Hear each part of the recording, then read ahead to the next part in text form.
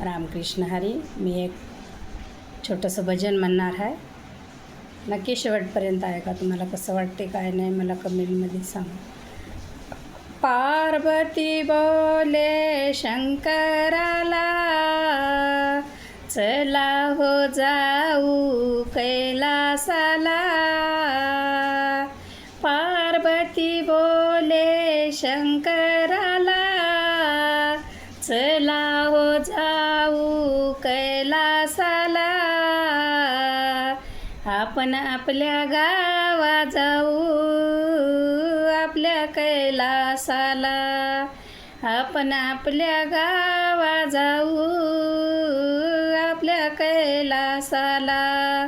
पार्वती बोले शंकराला, चला हो जाऊ कैलासाला.